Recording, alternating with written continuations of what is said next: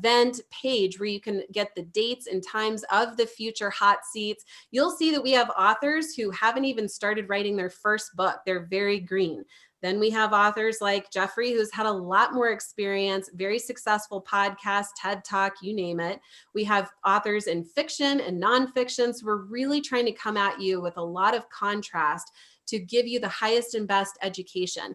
And all of this is actually a precursor to a 2-day live event that AJ, myself, and Mike Michalowicz host in March 23rd, 24th called Author Up Live.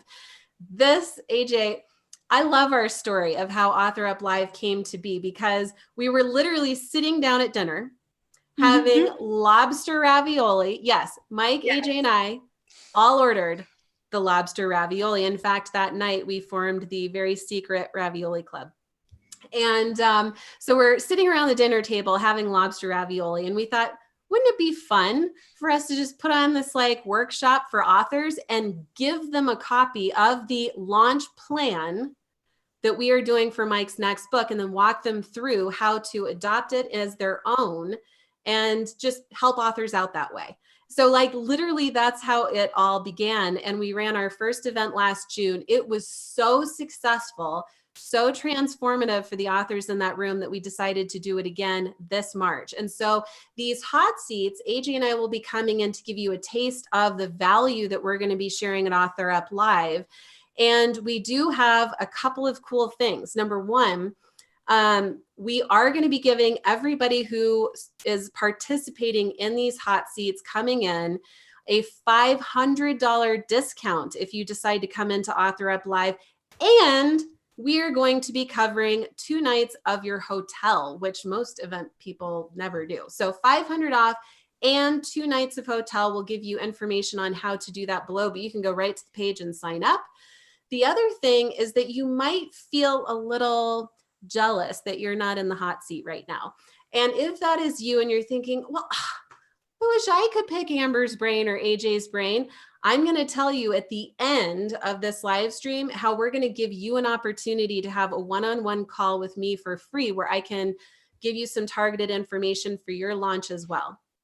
The last thing, swear, before we start, Jeffrey, get your first question ready. I'm ready. Last thing is this. I believe so deeply in this work that AJ and I are doing. We are really here to help authors do it right and monetize and do something powerful and meaningful with their book. But we need help getting the word out, right? So that more people find out about the value that we're giving. So on the bottom right corner of the screen that you're watching us, there's a little button that says Start Watch Party. I'm going to ask you watching now, whether you're live or on the replay, to click that button. And if you do, come back into the comments and say, I started a watch party. This just simply puts a copy of the video player on your feed so that your friends have an opportunity to see this live stream as well. If you come back and comment, I'm going to give you a 30-minute training that I just finished on how to get better results with your website. It's all about conversion, creating an experience, what's new in the website world. So that's yours if you start a watch party. Thank you for all being here and for your patience during my housekeeping. So Jeffrey, I want to take the rest of the time strictly for you. So fire away. What's your first question? Put us in that hot seat. Awesome. Well, first thing, I had to check my calendar on those dates for the book, the Author Up Live. That sounds cool. All right. So, and I want to ask questions for myself specifically, but then also hopefully broad enough to help other people too. And I think my first question is how to get started. And I ask this because, this is the second book. And in a way, it almost has additional challenges. And I'm sure I'm really curious to hear AJ's take on this, whether it's been her experience, because it was kind of easier to get going the first time. I'm finding myself with more internal mental blocks about doing it the second time, and I don't think it's caught up in, oh my God, it has to be perfect. I don't think that's it. I think actually part of it is practical, right? Part of it is I'm busier now. When I wrote the book 2 years ago, the book did change my life and it did add work to so I am busier. So now I'm struggling a little bit more to find the time, although I am extremely disciplined. So my question is how to get started in both, how to get out of your own way to get yourself going. And then also in a practical sense, how to create a really good outline. When I started working with AJ on Lingo, I had previously worked with someone else because I hadn't met AJ, and I switched editors because, you know, you meet AJ and you're like, okay, I want the best. So I switched. And then she slowed us down to create a great outline. But it seemed easier to create the outline because I was starting from something, and now I'm starting from nothing. So how to help us authors take those first steps to get going would be really helpful to me. Sure. Well, Jeff, I have to say, the second book is sometimes called a curse for a reason. And most authors I know that read a second book, they go through this. There's a lot of angst, and it's hard to even figure out why you feel that way. But it's just, there's a lot of pressure. And when you have a successful book like yours, people love your book. Your book is transformative. If anybody who reads it, you just, even just one chapter, if you start implementing it, it changes everything. So you did your job. So now I think some of that is the pressure of, I want my book to also be transformative again. And then you also know, okay, I'm going to have to support this book from a launch perspective and support that readership. So you already know how much work that is. So it's understandable you would have a little trepidation, and it might be hard to pull the trigger on it.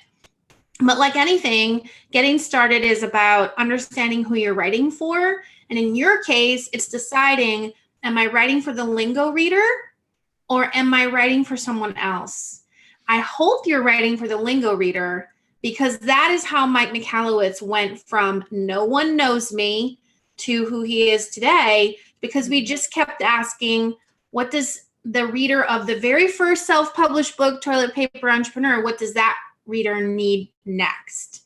And when we went astray from that, we did it one time. It's a book almost no one read, and it's a great book, but almost no one read it because we went astray from that. It was Surge. Yeah. And so I encourage you to, instead of starting from, now you aren't starting from scratch, you're starting from a built-in readership. Yeah. What do they need now? That's such an important point. I actually want to stress on that, because yeah, it is really easy for your second book to think you want to go in another direction, even if it doesn't feel like it's far off. But that is, you know, the conversations I've already had with you have helped me hone in on what the next book will be. And, you know, here's the ultimate irony, right? And it's actually easier.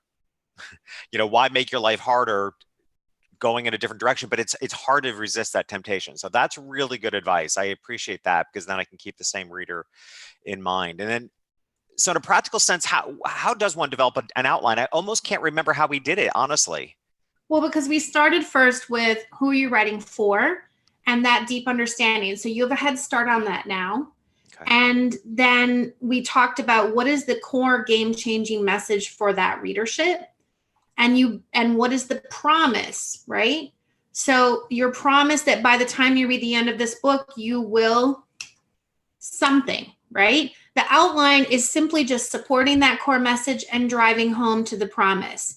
So it becomes your job then. Instead of categorizing content, this goes with this goes with that. It's instead, how do I get them that promise? That becomes, that outline is then structured to get them there. And it's their journey from here's where your person is starting to how do I get them to the promise? If you think about it just as an arc of a journey. So that's why understanding the reader is crucial. And then when it comes to launching, this is going to be so much easier for you because you have built-in readership. They're automatically going to be interested in your second book because your first book was life-changing. And so now you have that readership plus, right? You have new readership that you can always gather when you do the second book. And what the beautiful thing about the second book is that then the sales of the first book go up, because when you have the second book, sometimes people only hear about that. Then they go to check out what was that first book that you wrote. So you don't want the second book to be where lingo has to be a prerequisite, right? You still want it to stand on its own, but you want to serve that original readership that they're ready now. What are they ready for and what do they need? That's the question you need to be asking. Okay. And then is an outlet, and it was great advice. Should an outlet be chapter by chapter? I mean, what does in a physical, what should an outline look like? Well, initially what you want are the main teaching points that are going to get them to that promise. I need to know what, if I'm your reader, and I'm starting here.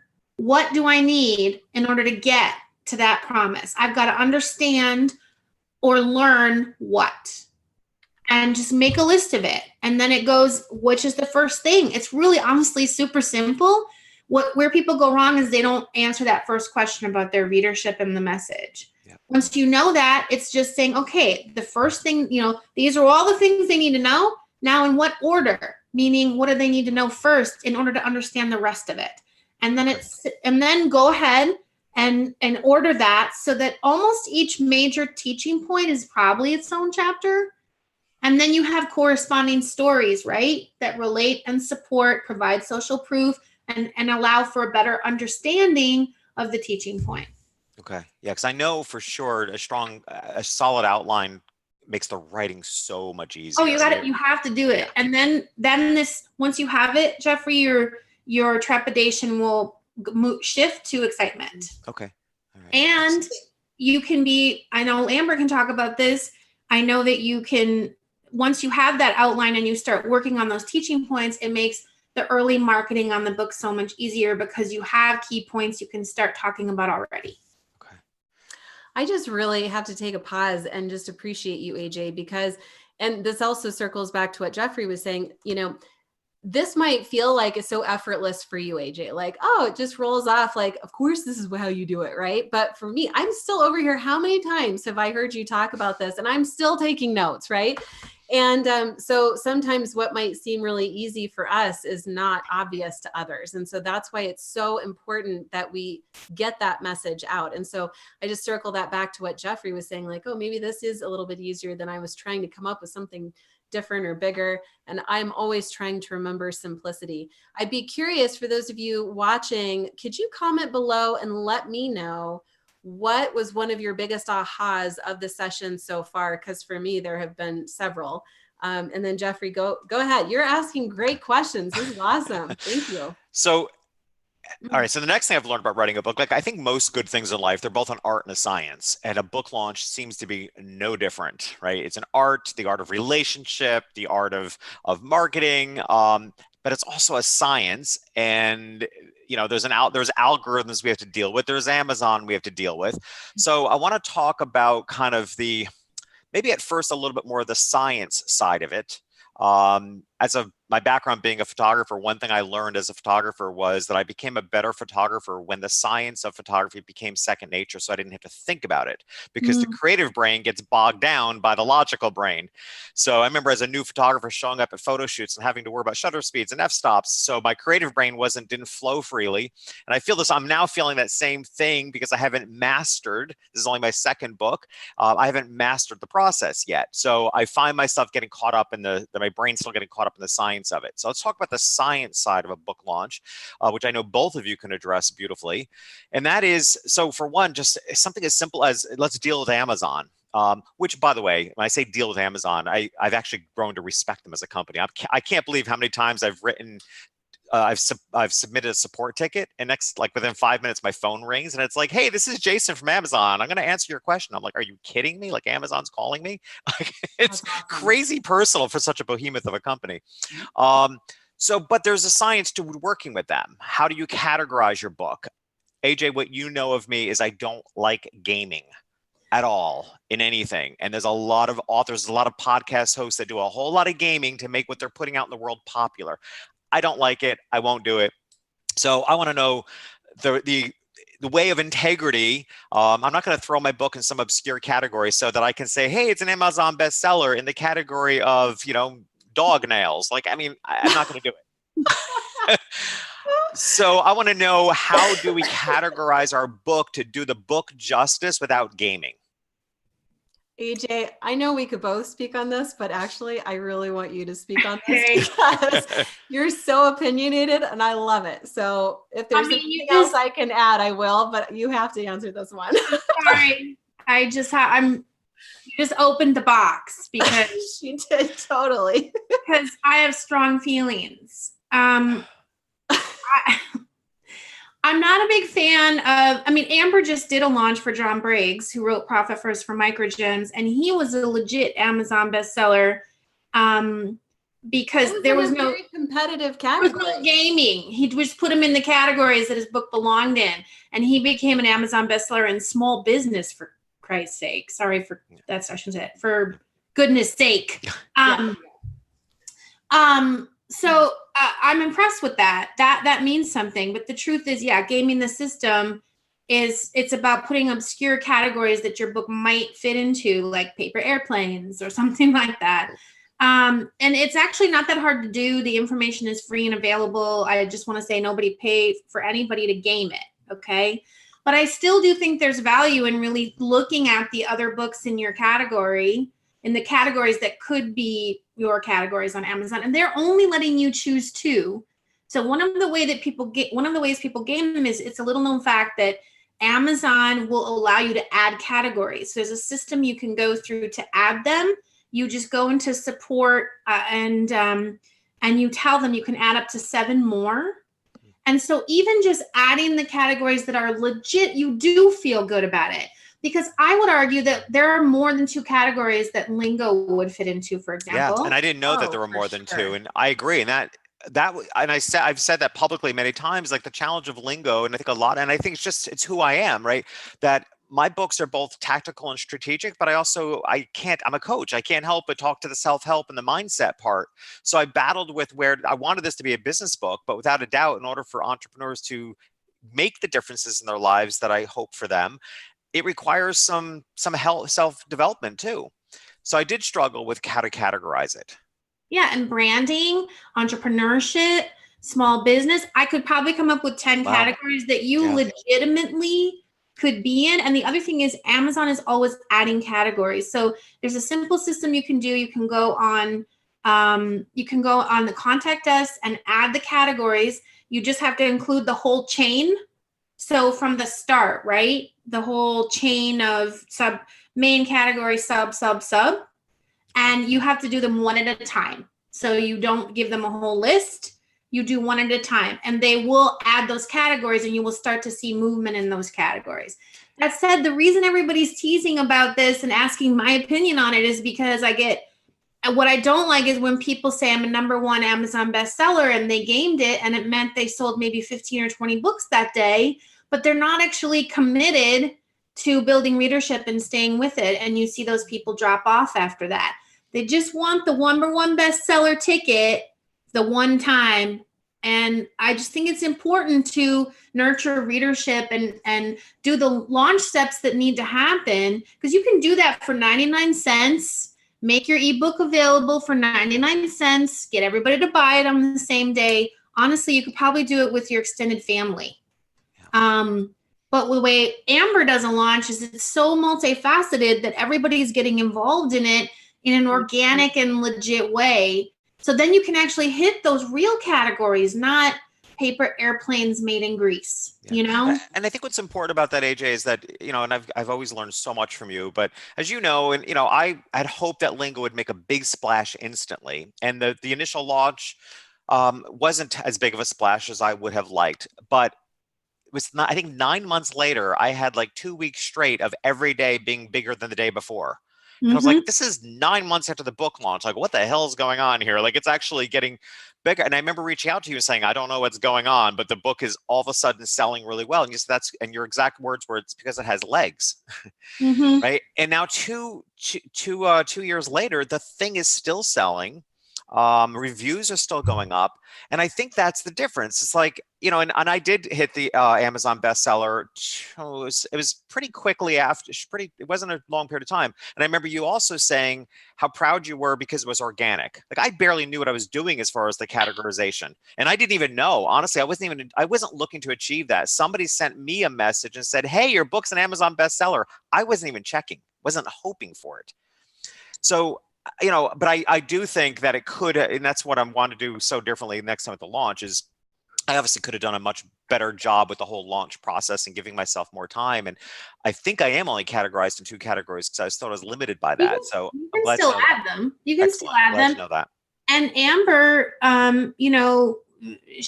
what she does is help you rally all the troops in an organic way. But I know that, Amber, you probably have something to say about why, I know why Jeffrey's book is still going strong from a reader perspective, because the reason it's still going and it's increasing is because people are reading it and telling people about it. That's it. And they wouldn't tell anyone about it if you didn't change their lives. Simple, very simple. It's just math right there. But I bet you have an opinion, Amber, about how you continue to, because Jeffrey's really good about still talking about the book and still engaging people. Yeah, I mean, I think that has a lot to do with it. The fact that you're showing up consistently on your podcast, you're out there speaking in the world, you were on the TED stage, right? You're talking about it. And so I think that's a really important part of it. And circling back, your launch can absolutely be scientific. And that's one of the things that I really focus on is I love creating a structure for something so that I don't have to flounder and I don't have to keep repeating myself. I create a structure around something once, and then it's easy to delegate or automate that and still have personal connection embedded throughout. Because Jeffrey, as you and I both know, having that connection and sharing the deeper message is critical, right? In all areas of a launch in a business. So, but you can absolutely have a science around it. And that's just a matter of planning and geeking out on organization. And then you can bake the art on top of that. So that's when you can have a whole lot of fun coming up with off the wall strategies. Like some of the things that we are doing for Mike's book launch, April 28th, it's absurd. It's so much fun. I can't even wait. It's stuff that's never been done before. But all of this, the science and the art behind it, is what we are giving away at Author Up Live, and also our intention of sharing throughout these hot seats as well. The only other thing that I wanted to add about the previous conversation about the categories is just a beware that there are tools and software out there that can predict, oh, this is the category that you should be on, and you only need to sell 10 books in order to hit number one.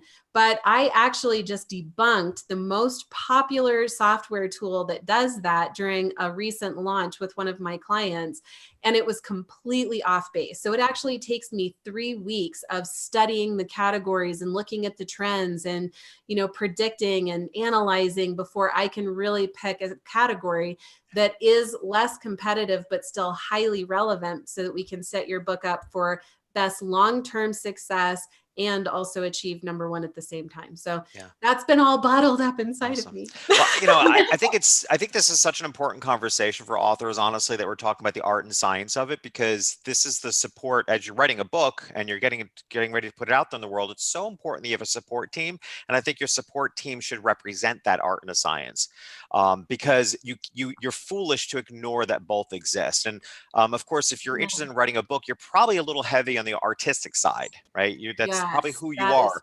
But I will be the first one to admit I often make my life more difficult because I don't buy into the science. I don't put enough effort into getting the support on the science side. And like even SEO, my attitude about SEO, which is just now changing. I'm talking to some folks about improving because my attitude about SEO has been just be so amazing, Google can't ignore you. It's like, well, good Lord, let's maybe not make it so difficult, right? Let's actually use some keywords and write in a way that. So that is such a learning for me to learn that science side. So I would definitely, that I think has got to be the beautiful thing about Author Up Live. I've not been to it yet, but that to me, hearing you talk about that has got to be such a strong part of that, is having that support team that can help balance your natural inclination. So you have both the art and science, because man, we're all making our lives so much more difficult if we're not playing nice with the science side and the technology. It's just there. Google, Amazon, these are heavily algorithm-driven existences. And if you don't understand how it works, without a doubt, it's becoming very clear to me I'm making my life really difficult. Thank you for saying that. And I mean it sincerely. Yeah. I always get so frustrated at this point in the conversation because we're out of time. And it's like, we barely scratched the surface of it. But here's what I can promise you, Jeffrey, is that my door is open to you anytime that you want to talk about the science or art of marketing and launch. So you and I will just have follow-up conversations. And thank you for saying what you said about Author Up Live. I have a couple of last opportunities that I will share and we'll button up. But as it relates to Author Up Live, this conversation, I could not have prepared it more perfectly, and we didn't even prepare any of that part of it. But None. literally, Author Up Live is Hell, I just got off a plane a few hours ago. There was no planning. We were going to talk about Author Up Live, but Author Up Live really is the science behind a launch, where we give you the launch plan. We're talking about how to make sure your platform is in the right place, how to build up an influencer network, document, nurture them, how to monetize your launch before it even happens, launch prep, creativity, all the stuff. That's what we give you at Author Up Live, and then walk you through not how to just walk home with our launch strategy, but how to make it your own while we are there. Great community. Really encourage you guys to check it out. If you feel like this is something that you want to do, then I support that decision. You can come here, sign up right away. There's a general admission and a VIP. If you add in the code 500OFF, all one word, that gives you $500 off either. We also have payment plans available, but I can guarantee we have less than 30 spots available. I guarantee that's going to be gone in the next few weeks because of these hot seats and the interest that we have. So sign up if that's something that you're interested in. And separate from that, if you feel like, I wish I could be in the hot, or have Amber and AJ be in the hot seat for me, what I am going to offer those of you that are watching is the opportunity to fill out this hot seat application. So it's at ambervilhauer.com/hot. If you fill out a simple questionnaire, what's going to happen is one of two things. If because I only have a certain amount of time that I can offer free one-on-one calls with you, where I'm just giving you strategy for your book and or launch. So that's option number one, is if I have time in my schedule, I'm going to have a one-on-one call with you. If for some reason I'm running out of time in my schedule, then I have developed a 30-minute training that is going to give you the foundation and structure for marketing and launching your book. So I'm going to give you one or the other to support your journey as a thank you for trusting us today here and sharing the word through the watch party as well. If you have additional questions, just pop them into the comment box below. And otherwise, I just want to give a massive thank you to Jeffrey. Yes, Jeffrey. My pleasure. Hey, and Amber, this is the first time meeting you, and I want whatever you get to give. So you're awesome. Like I said, I've never actually had the chance to personally meet you. AJ's, we're buddies, but man, you got a lot to offer. So I'm really excited to dig in more. So thank you. And everybody read Lingo. Seriously. One of my favorite things about my job is that I learn so much from the authors that I work with, and I learn so much from Lingo. So I highly recommend on Lingo. Thank you. Thank you. I agree. It speaks everything that I believe as well. So thank you both. Well, thank you both. Jeffrey, we'll pick it up after we stop streaming here. And I just want to thank you guys all again. Hope to see you at Author Up Live and our next hot seat on Monday.